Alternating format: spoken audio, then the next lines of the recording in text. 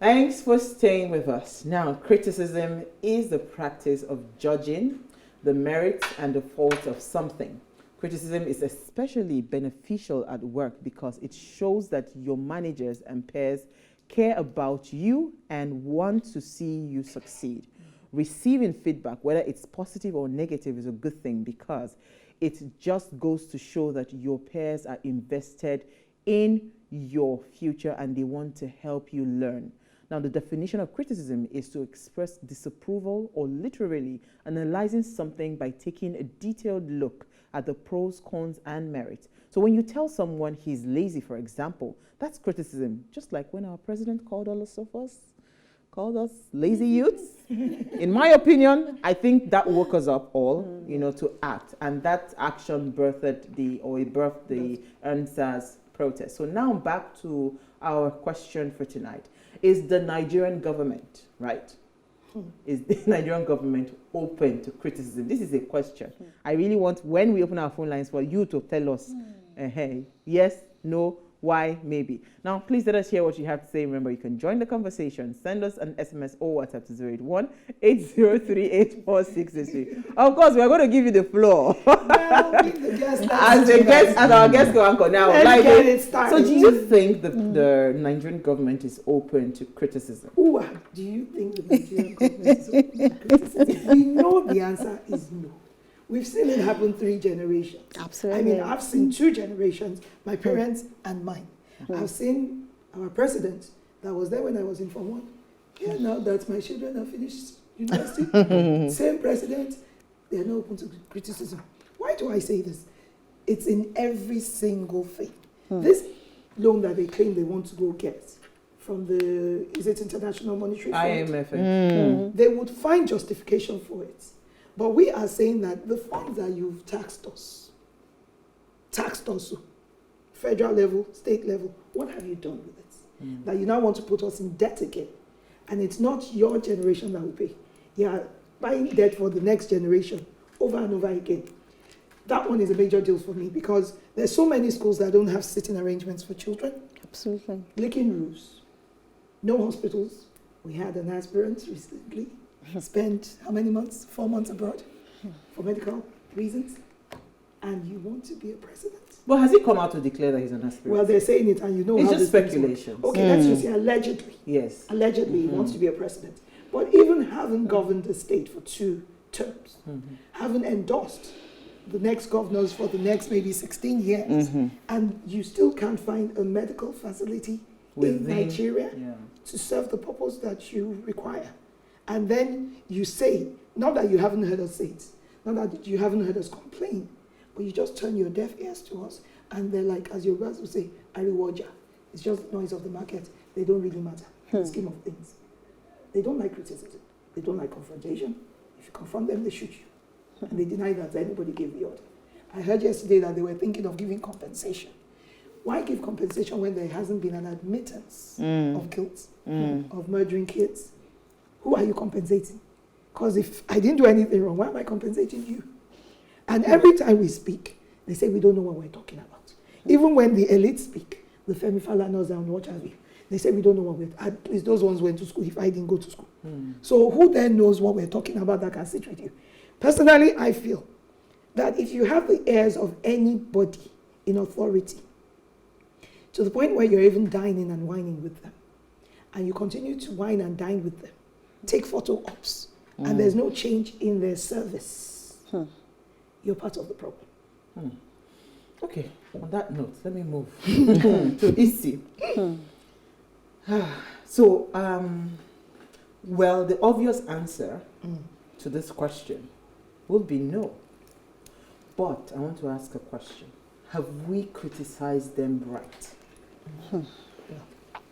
Have we explained our pain? Have we gone to them? You know, because there's something such as constructive criticism. Yeah, absolutely. Yes. Right? Absolutely. Is it possible that it is what we have done that has created this block, this barricade that don't come close? Now, first, let me respond to Lydie, where she talked about the fact that the federal government or the government we have in Nigeria has been in powerful, God knows when, and we still have the same person in government or doing one thing or the other in government in Lagos State currently. A friend of mine said that Lagos has had one governor since 1999. And I totally agree. I agree. I totally agree with that. And another thing we need to understand is that instead of it to get better, it is getting worse. People are complaining, people are tired, and they're tired of listening to lies. Have we criticized them properly? That question is based on our emotions. We have tried to talk to them, we have tried to appeal to them, but they seem not to listen to us. So, in the cause of that, You're dodging my question. I'm not. Nigerians, we are emotional people. Yes, but And in that because emotion, have we criticized them? I'm right? going somewhere. Go. In the cause of us being emotional, we tend to look for a way to pass our message across, to make sure that the government listens to us. And when we try to do that, we explode in the cause of it. So we just say everything that comes to our mind in the cause of it. Now, there is a saying that when you're angry, don't say too much. But when we are angry, that's when we say a lot. And in the cause of saying that, the government will say, oh, you people want to dare me, we will see how far this will go. Take it as a challenge. Do you understand? And another thing is this, the government isn't as matured as they should be, because they're supposed to play the big brother role and the father role, because you're dealing with children. I mean, they're supposed to be the ones leading us. So sometimes a child will tell the father, I don't like what you're doing to me. And the father will say, oh, what happened? What can I do better? But in this case is, okay, shut up. I don't care. Believe what, just do what I want you to do, and I don't care what you have to say. So do you expect that child to look at you as a role model? Totally no, sir. No, my finger. So, this is interesting. Okay, so now I hear you, Isi, and I hear you 100%. I mean, I remember having a conversation, I think it was with Marianne yesterday, because we did a little bit of the NSAS conversation on her platform on Habs TV. And I was saying to her that, is it possible by some stroke of whatever chance that something has rubbed off on the style of governance, which is the culture that we already have in Africa that says do not question your elders. Just when the elder is always right. Is it possible that we have also moved that culture into the style of governance, that it's also saying that when you come to a government or you come to a leader with a criticism to say this thing, it's like a scorecard, you know, I'm seeing some errors here. You're making a lot of errors. Absolutely. They see it more like an attack on their person, like an insult, like you have no right, you know, to talk back at them, or you know, they see it more from that angle of the eye of, you know, I'm older than you, I'm whatever than you. You do not have that right, you know, just keep quiet and do whatever it is that I say. Do you see that playing out in the style of governance that we're having in Nigeria, you know, as of today? Well, I started off earlier to say that, I mean, feedback is very important and constructive criticism is a good thing. However, I also see culture. I agree with you that culture plays a significant role in what we see today in our government, where we cannot separate leadership from. And I would also beg to differ with Isi at this point, where you said that we're to be seen as children. People are not your children. They are citizens that you have pledged to take care of or to serve. Now, when you talk about governance, it's important that we note that the essence of governance is to ensure the welfare of the people. That means part of it is listening. And this is a skill that is highly lacking in even just general everyday living. Then we now bring it into governance. More people than often more people talk before they listen. Yeah. Less people listen before they talk. So you find out that everybody has something to say, but who is really listening? The government is not listening. Sometimes the people are not even listening. Most times, and they're that not is why listening. it's, you know, like we were talking, we said it's important for people to dialogue. Let me hear what you have to say, and then let me also air my views, so that at some point we're able to reach a compromise. So where culture comes in is how rulership has been. I mean, from the dictatorship that we experienced before 1999 to even those who have been our leaders since then. I don't know whether it's because of their military background, for most of them, because it's not all of them that have that. But somehow, culture played a significant role in saying, where we see them making decisions and saying, okay, this is what we're deciding to do, and we are not bending, we're not shifting. And you want to bring it back to governance. What is the objective of governing a people? Is to be able to carry them along, is to be able to protect their rights.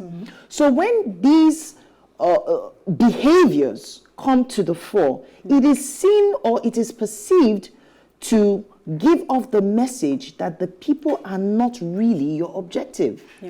So I see a lot of culture playing out, and I wish that we can evolve from where we are in governance to true leadership, which is about service, which is about empathy, which is about being able to connect with the people that you're serving, which is about consideration. Absolutely. Because if I should ask the question, if you as a leader were a citizen, how would you want your voice to be heard?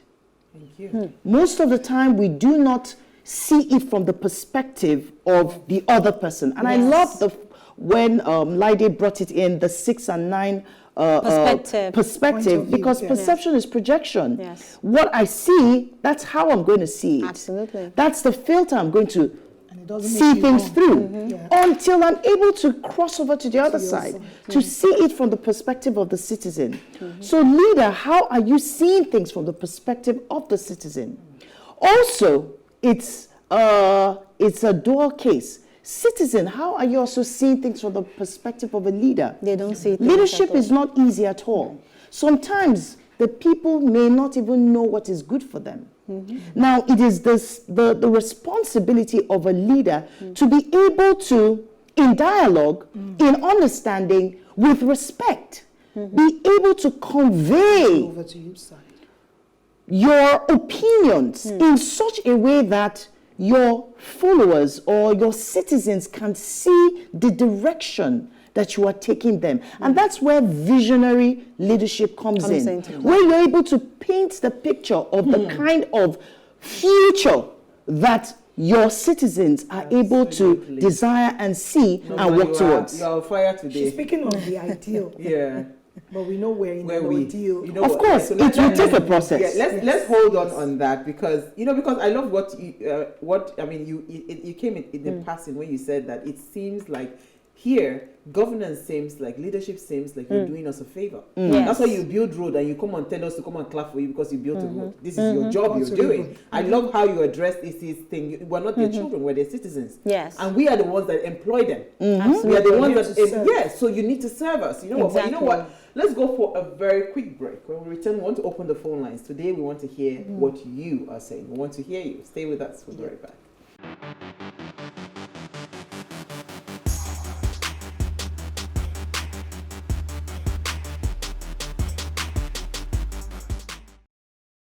Thanks for staying with us. Now, if you just tuned in, we are having an amazing conversation. It's our ladies' night out, and we're asking, right, is our government open to criticism?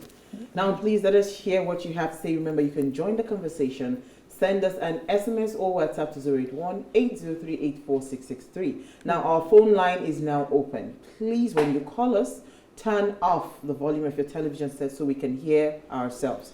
Now, the number to call is 070-2500-7749. That's the number to call, 070-2500-7749.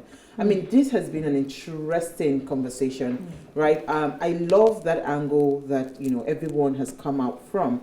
And I like the particular emphasis on the role of the citizen. We are citizens, we're not your children. And this is what we see play out even in workplaces. Yes. Where a boss now begins to look at you like I'm your child. No, you are my boss. So the way you would expect me to act to my father should can be different, professional. And that's why some companies now started that first name basis where they say all those auntie uncle, you know, so you don't get carried away, because this culture comes and it creeps into, you know, the workspace, and it completely destroys, you know, the work environment, because now you're not able to separate work from personal life. This culture, you know. But we have our first caller.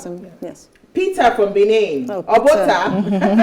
Peter. Yeah, good evening. Hi, Peter. Thank you for calling. Yeah, good evening. Happy day to everyone on this session. Thank you. Fantastic day to you. Yeah. Well, you asked the question whether we criticize the government in a positive way. Am I correct? Yes. Okay, now the question I want to reverse is government ready for positive criticism? Now the question is, the level of impunity in this country is so high. What is the primary responsibility of any government? The first one is protection of life And property. Before you now start talking about the standard of living. Let's take our mind back to 1983 to 1985 that Buhari was the military president. There was a program that was called War Against Discipline. Yep. We all knew how Nigerians were disciplined. It boils down to leadership. Even if we have a problem with leadership and followership, if the leadership is on justice, is right, the followers will follow. God bless the life of Rollins of Ghana. He once made a statement that after what he did in Ghana, that they want to create a system that even if the devil comes to Ghana, They can he never. will be so scared not to do what is wrong to the citizens of Ghana. Exactly. Nigeria, we must learn to do what is right. We always rationalize mediocrity.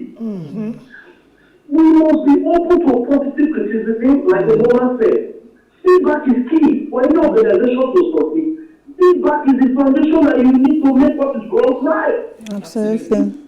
And finally, for me to end, the very day we start creating strong institutions to check impunity, when they criticize you positively, you will take it. Thank you very much. Thank you. Not even criticizing positively. That's paying you compliments and, you know, playing, you know, just kissing your derriere. But criticism doesn't have to be positive the way you put it. I may want to point out a flaw. It's not going to be pleasant. But if you're humble enough to at least think on it, swallow it, mull on it, and wonder, is the intent to hurt or to correct? Or to make you better. Or even to make you see things from a different perspective. Because the fact that you want to tell the child, don't touch a candle light, and the child does not understand that this thing would burn. At times you let them touch, and they don't remember it burns again. But when I say, I'm about to touch this candle light, and I smack you, I'm not smacking you because I want to hurt you. But how you're going to get hurt touching the candlelight is going to be worse than me spanking you. So can we not just spank the government every once in a while? Why does it have to be, we bring chopsticks to discuss with you. You bring knife and bazooka. Cutlass. As in, let me take machetes. Two extremes. You know, let me take Loma the prophet from Abia State, I believe. Thank you for calling. Thank you. Yeah, this is Loma the prophet, Loma. From Umwaya. See, it depends on the type of leadership you have that can entertain stupidity. One, if you have a tolerant leader, a leader that is filled with human kindness, you will take stupidity because stupidity makes one to do right. If you are going the wrong way, stupidity will make you to return back to your mandate and follow the right path. But we don't have full democratic system. What you see is the president of the place or the people that work with him refusing or not allowing it. But what I don't like as a person is selfish criticism. Constructive criticism, criticize and tell the government, look at the way we do it, look at the way we do it. Not after criticizing, we will not show them the way out. The solution. Makes sense. Absolutely. The present administration, because they are still having that military mentality. That is why they won't allow criticism. Until they now come back and know that we are now in democracy and we are a democratically elected government. Without that, telling me they will not accept the citizen. I pray our president will know that it's a democratically elected government so that we will accept the system and those disputing candidates that want to change the vote that is democracy. Thank you. Thank you so much, Loma. So much passion. And also help us go easy. So for me, what actually also resonated with me in this topic is the fact that our government, the way they accept criticism, also they accept compliments. Yes. They should also accept criticism. In that way. Because ownership is all about taking everything. The good, the bad, and The good, the bad, the ugly, the worst, the whole works. So that was just resounding in my head that, look, the government needs to take responsibility for everything, whether it's criticism, whether it is Well, let's ask a compliment. question though. Why is it that all the time when the government is criticized, why do they see it as an attack on their political career or their political office, or that you're trying to topple their government? There is a saying that defense is the best form of what? So you attack is the best form of defense. Yes. So you attack first without even thinking. Like she said, they're not listening. What they just picked is what you've already given to them. To respond, not actually assimilate. Exactly. Yeah. So it's essential that we also take that into cognizance. I was going to say, I think our governments, please pardon me, I'm a Yoruba girl, so I will use some Yoruba terms, have an Oraisa approach to dealing with us. Do you understand? There's never any, what did you mean by that? If I misunderstood you, please explain. So that I can tell you why I did things this way. Okay. And maybe you would agree with me, or we could even try it out my way, even though you don't agree with me, for this period of time. If it doesn't bring the results that I thought it was going to bring, and the reason why I took the decision to go that way, then we can, change it around and teach people a paradigm shift and have them see things another way. You know what? It is also said that, okay. Sorry, let me take Let's take it. Charles has After been that, holding I'll for a say, while yes, for Port please. Harcourt. Abi, right? Charles from Port Harcourt, thank you for calling. Hello, good evening. Hi, Charles. Thank you so much for calling.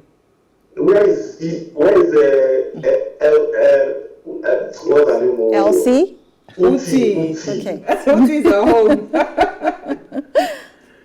Okay, so the leadership as we have it here is really, I don't even know how I'm going to put it. People we have in offices, I don't like calling them leaders because what we have here, they don't really demonstrated what, they don't demonstrate the capacity to actually call them leaders because they actually bring the opposite of what is supposed to be an ideal leader in quotes. You're supposed to be a public service. If you're bringing yourself forward for public service, you're supposed to accept whatever angle is coming from, whether positive or criticisms or negative criticism or whatever it might be. Yeah. If you're bringing yourself for public office, it's a public office, not your personal office. Unfortunately, what we have here is that when you try to correct, because I was supposed to, what I mean, in an ideal leadership, you're supposed to accept whatever angle it comes from. It was supposed to make you to improve if you're not doing very well. And it was supposed to make you sit up. There was a question you asked. You said whether if we are being fair with about how we are criticizing them, yeah. We are being very fair. Nigerians are one of the most patient people in the world. Some of the things we tolerate in this country, some other people in the other world cannot tolerate it. You can see situation where one or two governors do one or two things. We say, hey, that one has tried, though. He has tried, he has done very well, at least. He has done. We give them excuses. We even try to even cover up from some areas. Unfortunately, we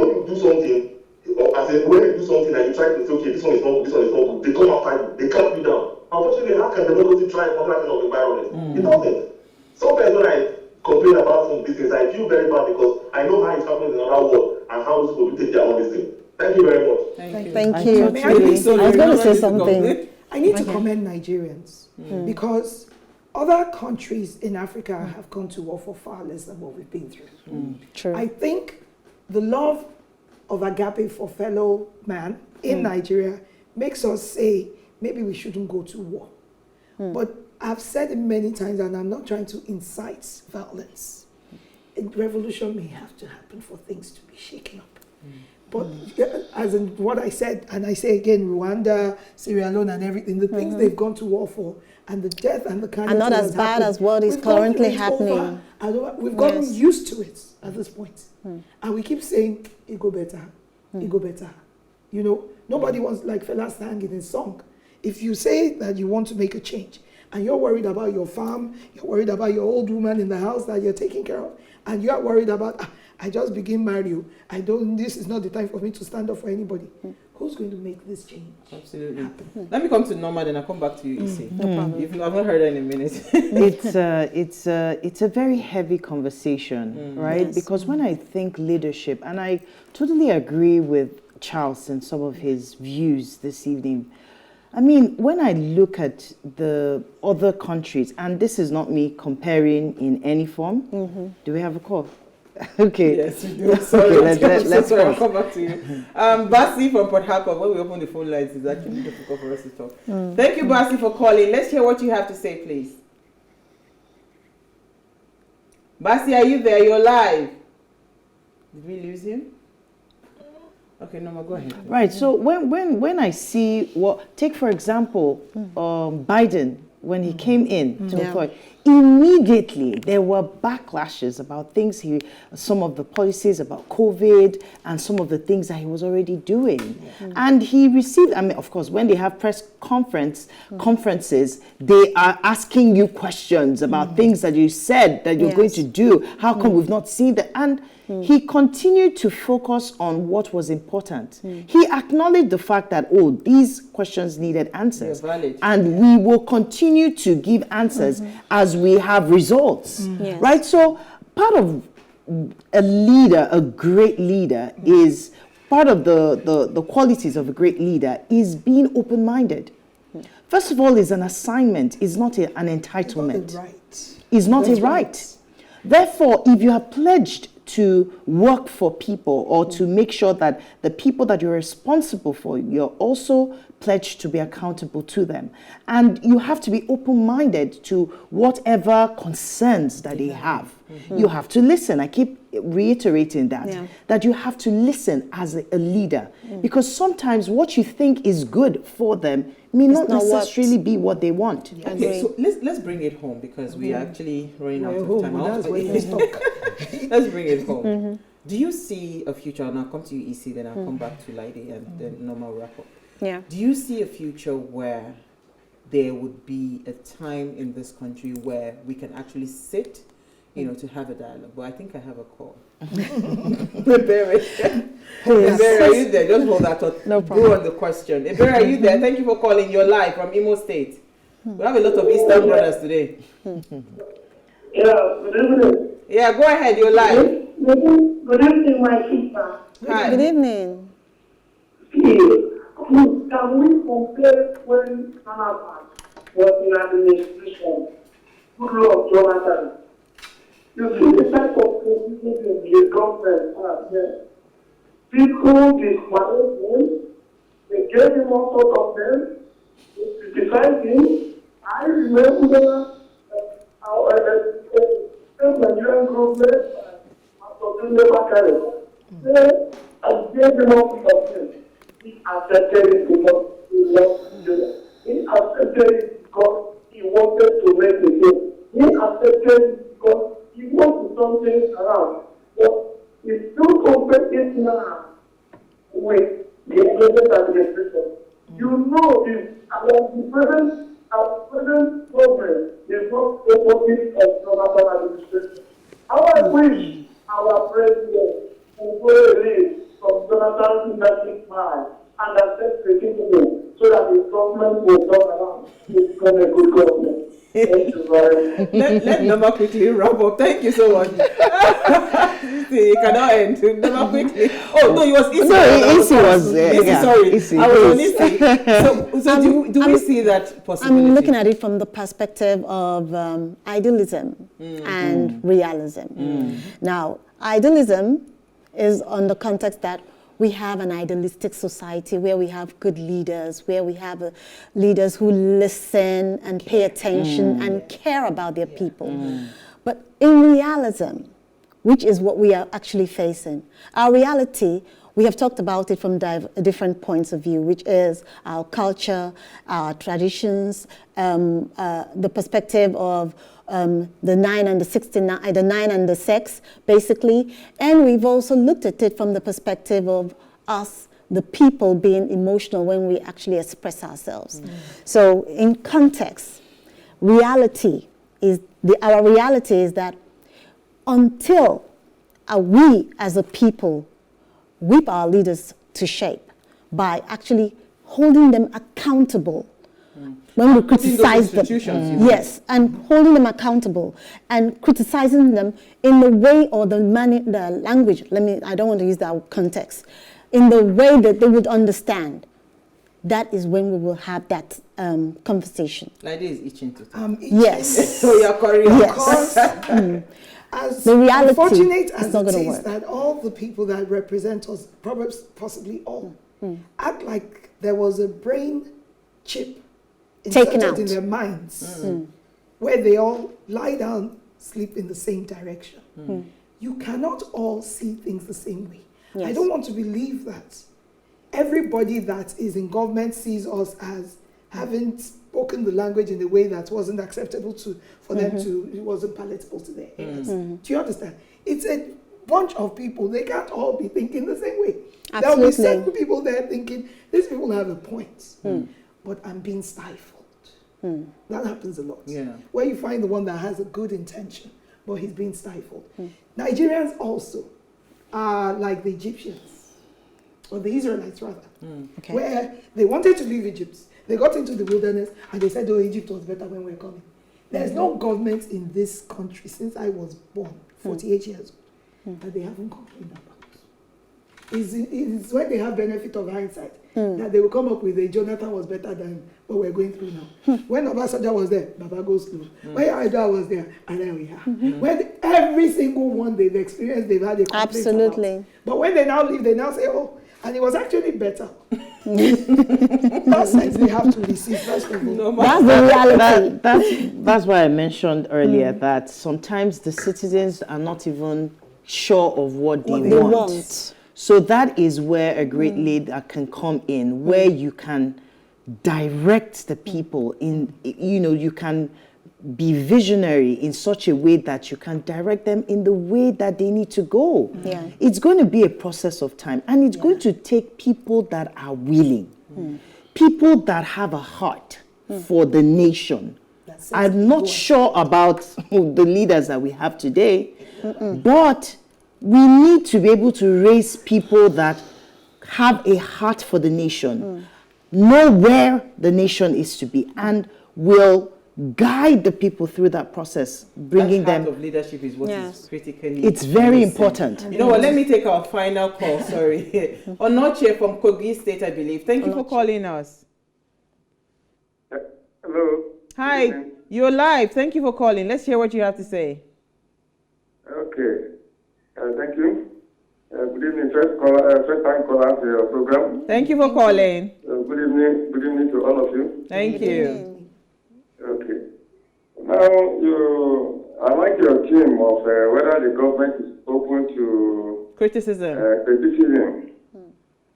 But I just want to look at it from another angle that criticizing government might not be the only option at this time. But there are more to it. I think we should be talking about how we can create a strong institution. Because that's what should be key to us at this time. Yep. Because the amount of criticizing government could not, it can't give us the desired journey that we want to go. It will not make government to even do otherwise. And by the time that, even when we must criticize, it is equally important that you look at it from another perspective. Is the man giving, even at the lower level of the job, doing his own things right? So we have a lot of problem at times. So my contribution here, the main point I want to make is that we Institutions. should heading towards a call for a strong institution. Thank you so much. Rather than say people should be on the streets to start. Yeah, and I think he's the government also. Thank you so much. I think, Onichi, you're also the second person talking about institutions. Yeah. Somebody had called earlier to talk about Absolutely. institution. And someone also called to say that solutions, right? Don't just criticize. Give a solution. solutions. You know, I remember when Governor Ambode was in power, and I was on a particular show where myself and Laide were on. Yeah. And there was this bad traffic. That was when we were still building our house in Aja. So it was hell coming. So one day I went on air and I said, why do you, it's a simple thing. Why don't you just, the traffic on that road is horrible. Do a flyover. By the next week, they had set up everything. That's the Aja bridge that you have there. That there's the Jubilee Bridge, that there's a flyover. So they took that feedback. Yeah, so while you are criticizing, I would suggest that put a solution. And I would like to say that the way criticism is given professionally, in a professional manner, is called a sandwich approach. Absolutely. A sandwich is you will put the soft thing, you praise the Tell them person, what they're doing right, then you Give lace recommendations. lace it with the problem in the middle, and recommend them again, finish up again with another commendation. If you do that sandwich approach, there's nobody that you use that method on that they will not sit down to think about it. But we have be willing to listen to we have like 2 the minutes, recommendation. so should we give it to our... Give it to Leave it to her. please. At least if you want to see me again, call in and ask me. They need to put ego aside. They need to have humility. They need to have integrity. They need to be noble. In a nutshell. Go ahead. They need to be noble. In a nutshell. Everybody knows what is right and wrong. But we know that Nigerian in power are enjoying something that makes it hard for them to do the right thing. Yes. Let me leave it at that. Absolutely. Absolutely. I think Integrity. we've had a fantastic conversations, ladies. Thank you, Lydie, for doing this Thank with you. us. Thank you, Issy. Thank you. Thank you, Nama Ifanga, as always. We've had a fantastic conversation. Absolutely. Please. This conversation was just to open up a dialogue point where we can start to think. We as citizens, we criticize the government, but are we doing it right? If we're not doing it right, we need to also start looking at a different approach. I love the conversations, all the contributions. Let's think of institutions. Let's think of solutions. Let's think of so many things. We will get this country right, whether they like it or not. Yes. So we get there. All right, so before we go, do ensure you follow us on Instagram. Is @WayShowAfrica. You can interact with us further, drop a comment, and more importantly, we're planning a giveaway to say thank you to you for believing in the Ways brand and following the conversation. So do well to follow us now. Is @WayShowAfrica. Like, share, invite your family and friends to watch and follow the conversation. Now, if you missed today's quote, again, here it is. Without debate, without criticism, no administration or no country can succeed, and no republic can survive. Right? Without debate, without criticism, no administration and no country can succeed, and no republic can survive. Think about this. It's very important. We have to sit down and find constructive ways to move our country forward. We'll see you guys tomorrow as we bring another great conversation to your screen. Enjoy. Good night.